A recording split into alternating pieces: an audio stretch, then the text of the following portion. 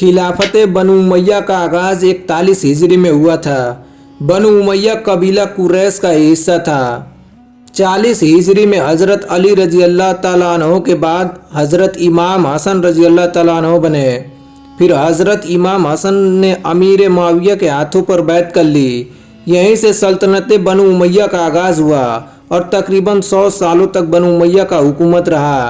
बनु उमैया की खिलाफत सन 41 हिजरी में हज़रत अमीर मुआविया से शुरू हुई और सन 132 हिजरी में मरवान बिन मोहम्मद पर ख़त्म हुई।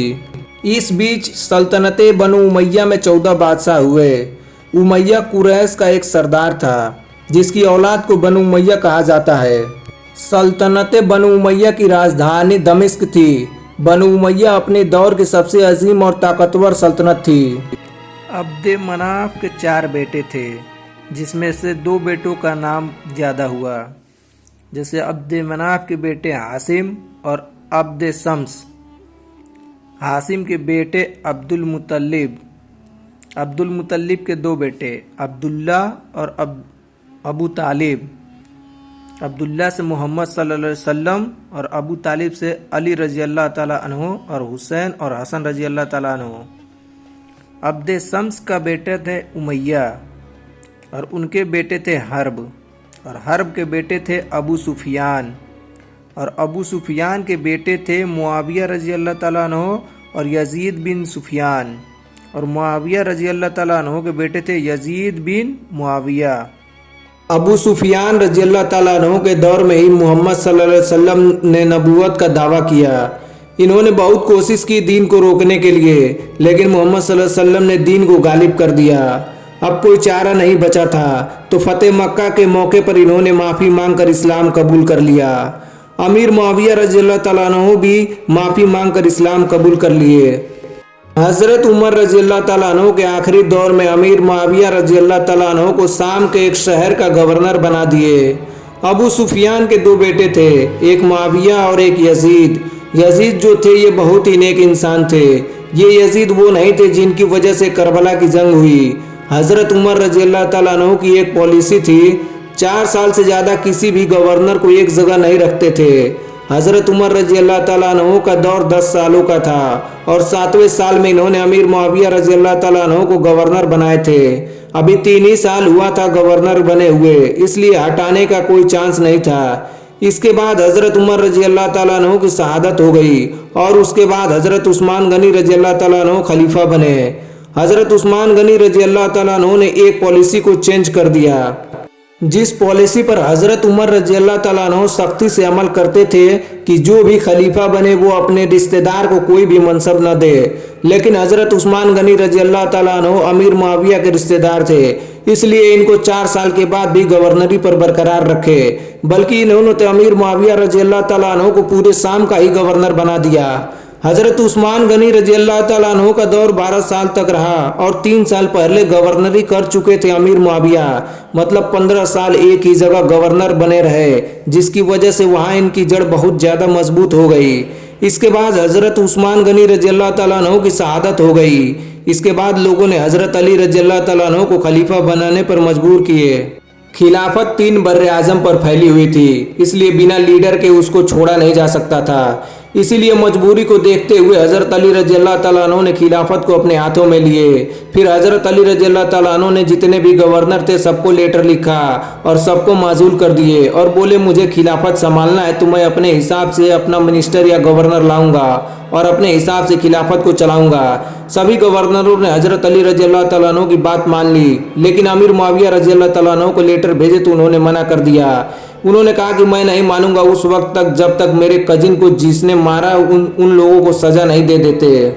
तो हज़रत अली रज़ी अल्लाह तआला अन्हु ने कहा एक हादसा हो गया है, एक खलीफे की शहादत हो गई है, लेकिन मेरे दौर में नहीं हुई है, वो तो उन्हीं के दौर में हुई है।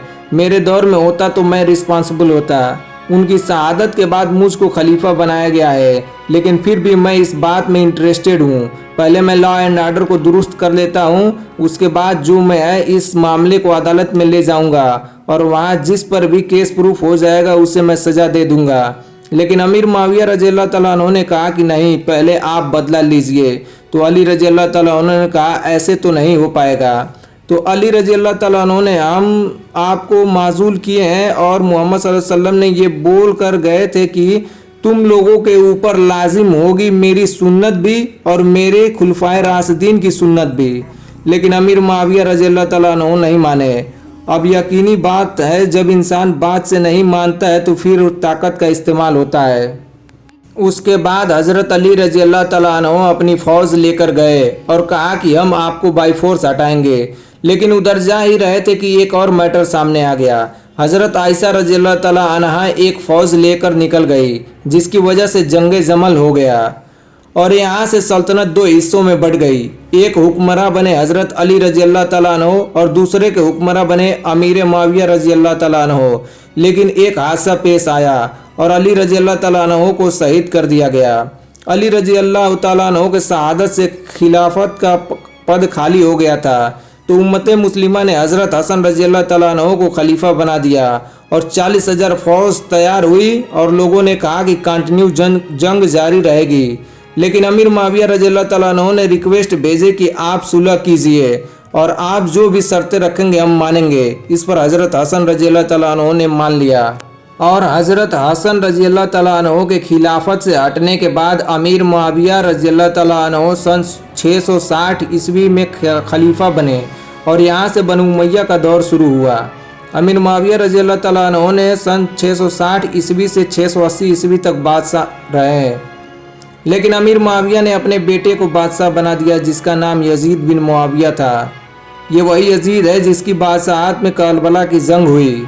लेकिन यजीद को बादशाह हज़रत हुसैन रजी अल्लाह ताला अन्हु और हज़रत अब्दुल्ला बिन जुबैर रजी अल्लाह ताला अन्हु ने यजीद को बादशाह मानने से इनकार कर दिया। तो यजीद ने अपने गवर्नर को मदीना और मक्का भेजा और कहा कि कह दो कि हमें बादशाह मान ले और अगर न माने तो शहीद कर देना।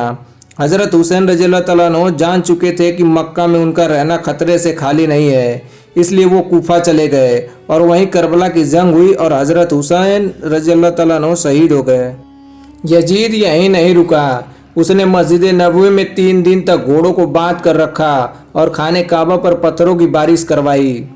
हज़रत उमर बिन अब्दुल अजीज़ बनु उमैया में एक ऐसे सरदार के तौर पर सामने आए जिनका नाम सब बेहद एहतराम से लेते हैं। उनकी माँ हज़रत उमर की पोती थी। उन्होंने खिलाफत राशिदा की याद ताज़ा कर दी। बनु उमैया के दौर में मुसलमान हिंदुस्तान से लेकर अफ्रीका और स्पेन तक फतह कर लिए थे और इन इलाकों में अपनी हुकूमत कायम कर ली थी। लेकिन बनु उमैया का जवाल भी शुरू हो चुका था और इसके बाद बनु अब्बास का दौर शुरू हुआ जो मोहम्मद सल्लल्लाहु अलैहि वसल्लम के चचा के औलाद में से थे। आप देख रहे थे यूट्यूब चैनल आज़ाद तारीख। अगर आपको ये वीडियो पसंद आया है तो प्लीज़ वीडियो को लाइक करें और चैनल को सब्सक्राइब जरूर कर दें।